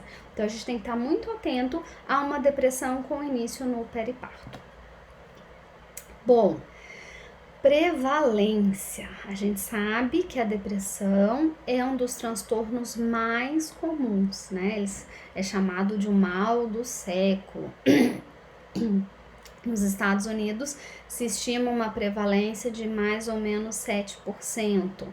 A prevalência em indivíduos de 18 a 29 anos é 3 vezes maior do que a prevalência em indivíduos acima dos 60 anos.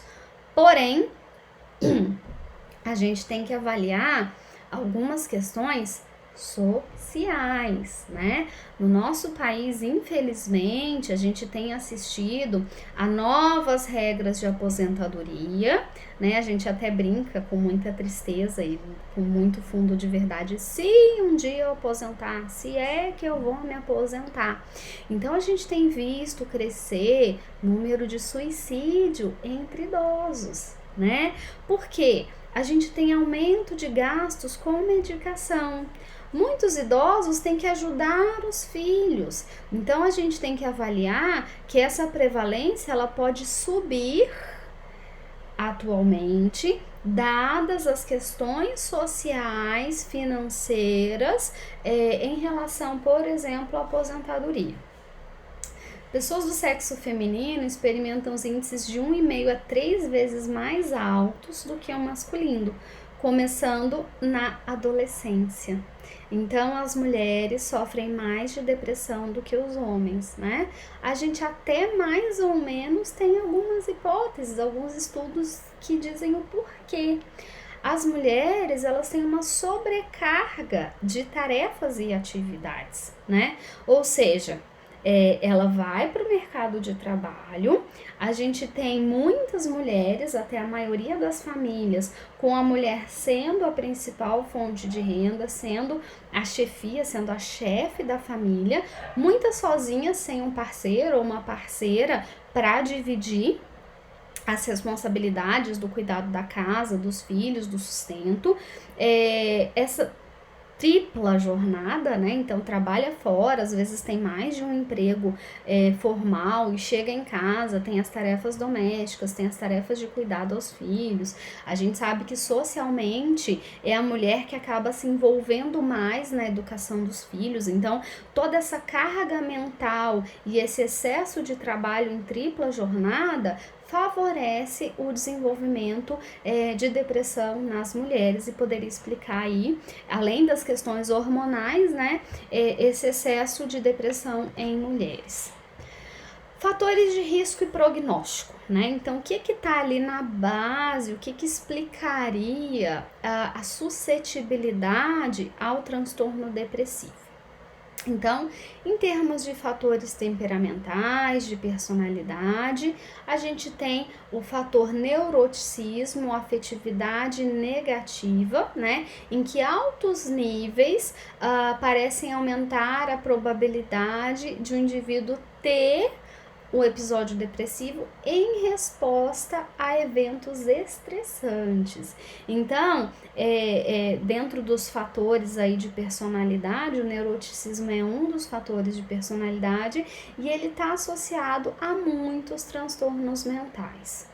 Fatores ambientais, experiências adversas na infância, particularmente quando existem múltiplas experiências de tipos diversos, constituem um conjunto de fatores de risco potenciais para o transtorno depressivo maior. Então, a gente viu lá naquelas primeiras aulas, enquanto a gente ainda se viu presencialmente, falando sobre os transtornos da infância, fatores de risco e fator de proteção. Vamos lembrar alguns fatores de risco? Negligência, abuso físico, abuso sexual, desemprego dos pais, discórdia entre os pais, morte de um familiar, não ter um teto, não ter acesso ao sistema de saúde. Quanto mais fatores de risco, maior a chance de desenvolver o transtorno depressivo. Eventos estressantes na vida são bem conhecidos como precipitantes. O que é o precipitante? É aquele evento que acontece ali muito próximo, no entorno do início de um episódio depressivo, tá? Porém, a presença ou ausência de eventos adversos na vida próximos ao início dos episódios não parece oferecer um guia útil para o prognóstico ou seleção do tratamento. O que isso significa? Eu perdi o meu emprego, eu tô passando por uma crise financeira importante agora, e aí eu desenvolvi um episódio depressivo maior. Bom, então logo eu posso pensar que o episódio depressivo maior que eu desenvolvi decorre do meu problema financeiro ou da perda de emprego. E aí a minha intervenção vai se pautar na perda do emprego. Cuidado. Por quê? Porque nem todo mundo que perde o emprego desenvolve um transtorno depressivo. Nem todo mundo que tem uma crise financeira desenvolve um transtorno depressivo. Então, eu posso ter fatores genéticos, de personalidade, de visão de mundo que intermediam o evento estressante com o início do transtorno depressivo. Eu não posso perder isso de vista. Entende? Então, por mais que eu possa ter um episódio precipitante que me ajude a entender o início dos sintomas, o gatilho para os sintomas, um término de relacionamento, né? Eu não posso focar minha intervenção para esse evento precipitante, porque eu tenho outras variáveis associadas que podem me explicar e que vão precisar estar na base desse tratamento e dessa intervenção. Genéticos e fisiológicos, os familiares de primeiro grau de indivíduos com transtorno depressivo maior têm risco 2 a 4 vezes mais elevado de desenvolver a doença do que a população em geral. Então, a gente tem aí essa questão também, né? Se eu tenho pai, mãe, irmão, tio, tia, vovó, enfim, com transtorno depressivo eu tenho mais chance de desenvolver, eu tenho uma vulnerabilidade genética, biológica para o transtorno. Os riscos relativos parecem ser mais altos para a forma de início precoce. Então, quanto mais cedo eu desenvolver os transtornos, maior a chance de eu ter episódios recorrentes no futuro, tá? Então, a gente tem essa questão da herdabilidade, essa questão da propensão genética que vão favorecer o desenvolvimento de um transtorno depressivo. Fatores de cronificação, né? Uma coisa é eu começar o episódio, desenvolver o transtorno depressivo. Por que ele se mantém? Por que ele não melhora? O que faz com que ele persista ou com que ele piore? Fatores internos. Ruminação. Eu não presto, eu não valho nada, eu não consigo sair disso, a vida é horrível, ela não vai melhorar. Expectativas generalizadas. A vida devia sorrir para mim, porque eu não dou sorte mesmo, porque tudo na minha vida deu errado, né? O próprio Beck, ao estudar pacientes depressivos, ele via uma generalização dos pensamentos automáticos negativos, distorções cognitivas. Então, por exemplo, a visão em túnel, eu me lembrar de eventos negativos que confirmam o quão ruim eu sou. Pensamento dicotômico, tudo ou nada. Se eu não conseguir sair para trabalhar hoje é porque eu sou uma merda mesmo. Se eu não conseguir fazer algo bem feito é porque eu sou uma inútil. Então, aquelas clássicas distorções cognitivas de Beck, né? Leitura mental. Eu sei que as pessoas já estão de saco cheio de eu ficar reclamando ou de eu não melhorar, né? Desamparo ou desesperança. A desesperança é um preditor muito importante para o suicídio. Quanto pior a minha visão de futuro, quanto menos eu vejo a possibilidade de melhora, pior é a chance de eu melhorar ou a chance de eu desenvolver um quadro de ideação suicida. Manutenção da culpa, né? Fatores externos, rejeição pessoal. Então, você imagina, eu já tô deprimida e aí o meu casamento acaba, o meu namoro acaba, os meus amigos param de me convidar. Isso é muito possível de acontecer, por quê? Se a gente pensar o início de um quadro depressivo, talvez a pessoa receba mais suporte, né? Vamos sair, você não tá bem, né?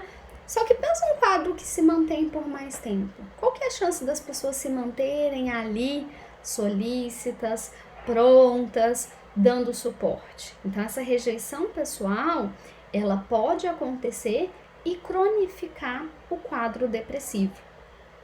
Eventos vitais negativos, né?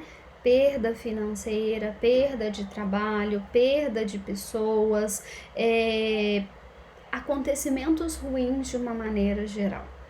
discórdias diárias, aquele ambiente de briga, de discórdia, de instabilidade, de reclamação. Poxa, mas você não lavou a louça, você não arrumou a cama, eu cheguei em casa e ainda não tem comida pronta, você só fica na cama. Então essas críticas, essas brigas, essas discórdias. Baixo suporte social, né? Então eu não tenho com quem contar.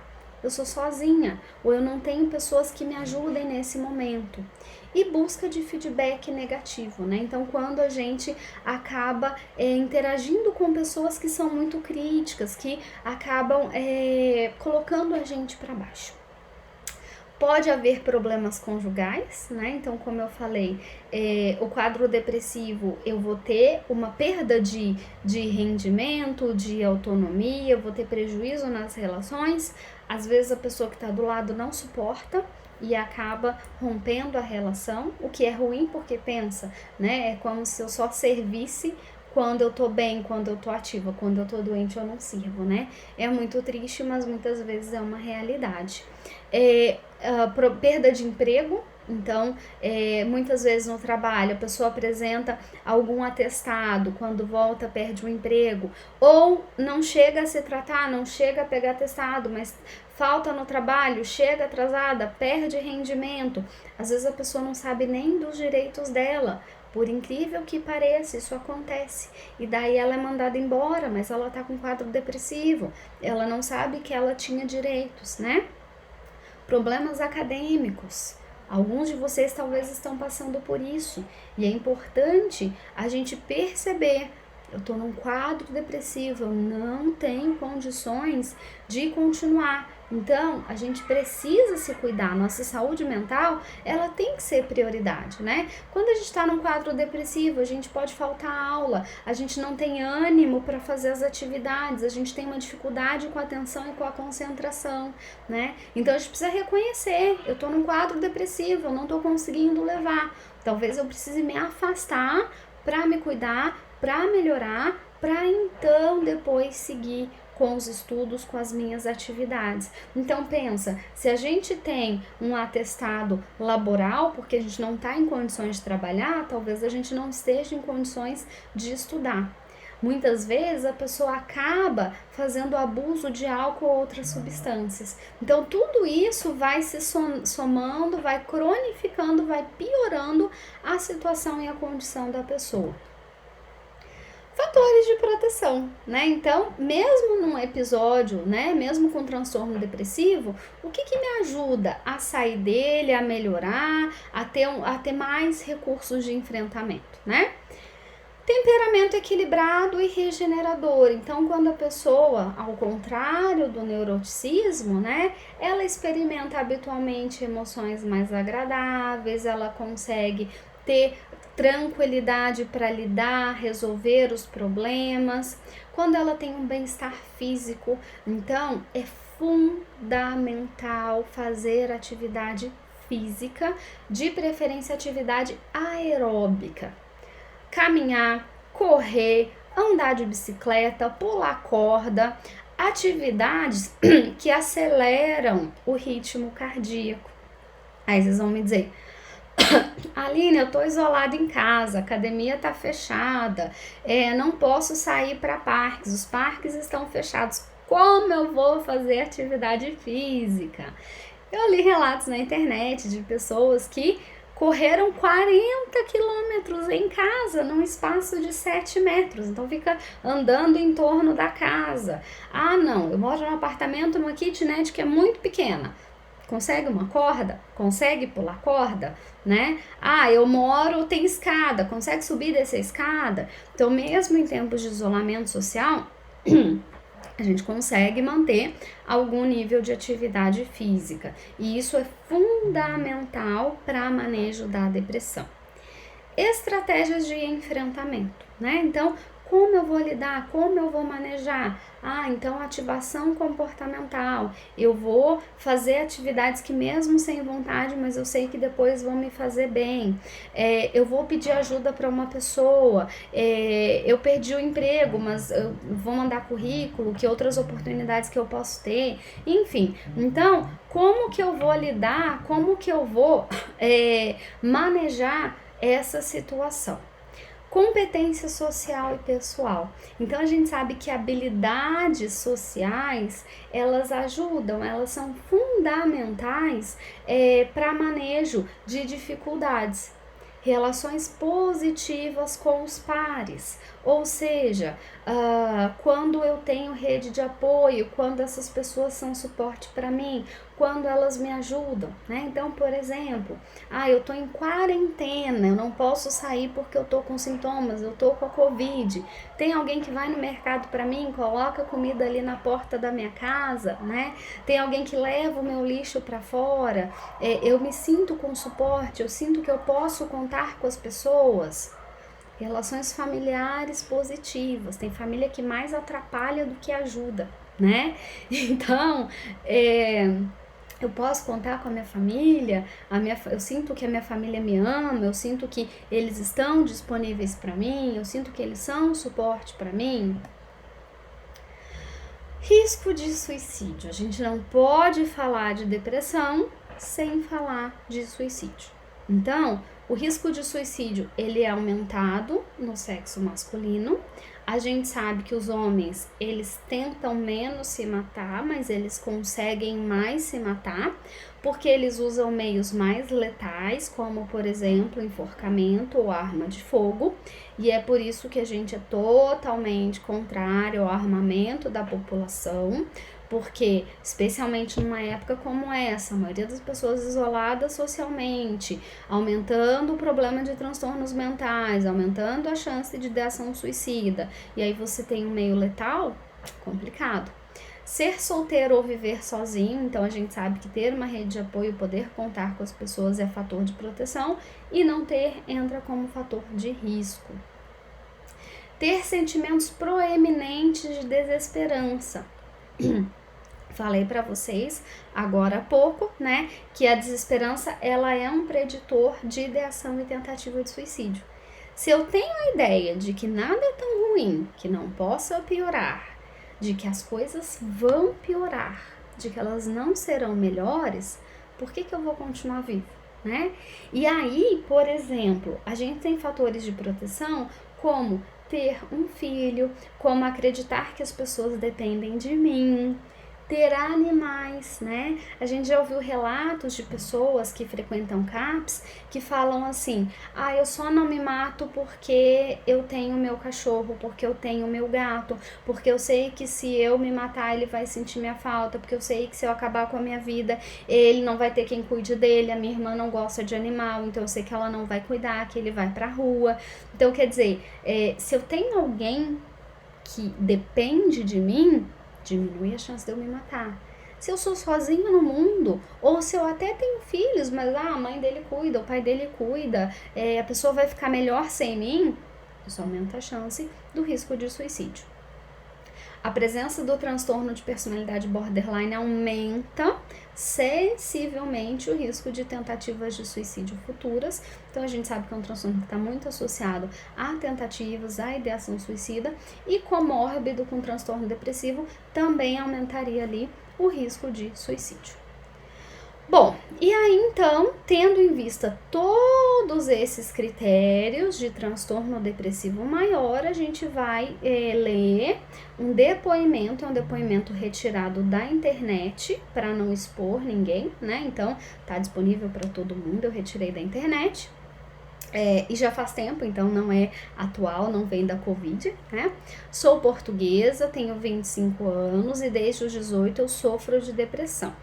Consegui entrar na faculdade, mas passado 3 anos acabei por desistir, pois sempre que estava na altura das frequências, começava a me sentir sem vontade de nada, sem vontade de estudar, coisa que antes nunca tinha acontecido.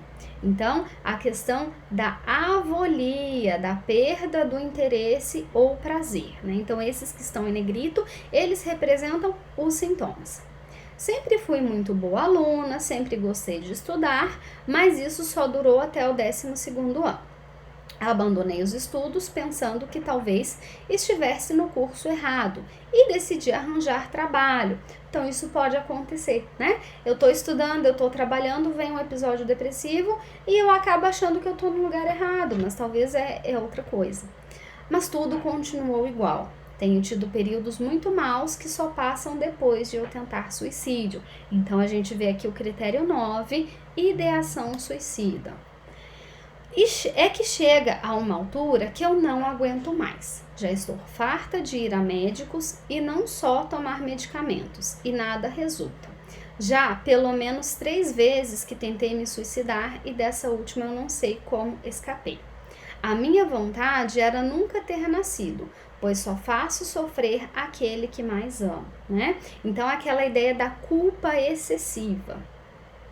Sinto-me completamente frustrada, pois parece que nunca consigo terminar aquilo que começo. Eu posso ver aqui o indicativo da dificuldade de concentração, né? Começo e não termino. Claro que se eu tô com o paciente, eu tenho que explorar um pouquinho melhor o que significa. Se isso aqui, se esse sintoma entra mais na ideia de culpa ou se entra mais na questão da concentração. Nas fases de depressão, parece que deixo de ter sentimentos, parece que eu não gosto de ninguém, nem sequer dos meus familiares. Tenho um irmão da parte do meu pai com 7 aninhos. Já para aí uns 7 meses que eu não falo com ele. Convidaram-me para ser madrinha de uma menina que está quase com 2 aninhos. E eu também já pelo menos uns 6 meses não vou ver. Isso é horrível, quem me dera morrer. Então a gente vê que a ideação suicida tá muito forte, né? E aí é uma pessoa que precisa de ajuda.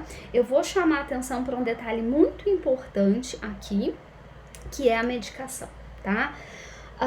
Quando a pessoa entende que é necessário a entrada da medicação, ela precisa, de um psiquiatra de confiança.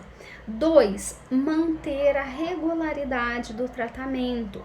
Muitas vezes ela entra com a medicação e tem efeitos colaterais importantes. Ganho de peso, diminuição do interesse sexual, algum problema gástrico. E aí a pessoa abandona o tratamento. Não funcionou, não deu certo, eu tô muito mal, eu piorei, então eu vou parar com o tratamento, né? Na verdade, às vezes demora muito até achar o medicamento correto, a dosagem correta. Então, antes de abandonar, volta com o psiquiatra, discute os seus sintomas, persiste no tratamento até chegar na dosagem e na medicação correta. Se você abandona o tratamento ou fica mudando de profissional o tempo todo, você não tem uma regularidade da intervenção. Vai demorar mais para ter uma melhora. Adicionalmente, a gente tem a questão da psicoterapia.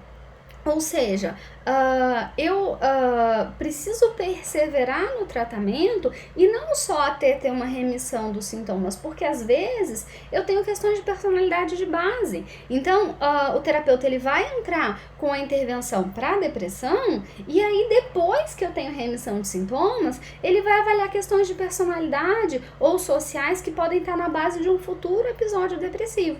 Se eu abandono o tratamento, eu posso ter uma recorrência depois, né? Então é importante perseverar tanto no tratamento psiquiátrico até o fim, porque às vezes também a pessoa vai, melhora e para de tomar. Parada abrupta da medicação é complicadíssimo, a gente tem que fazer o desmame com acompanhamento. Então, por favor, sigam as prescrições corretamente, né? É tipo antibiótico, você melhora, mas sabe que tem que tomar até o final. A medicação psiquiátrica é a mesma coisa, então a gente tem que se cuidar, tá bom? Bom, então em termos de intervenção, né? A gente já falou bastante sobre a ativação comportamental, que é fazer uma lista de atividades que pelo menos me davam prazer e inserir essas atividades dentro da minha rotina.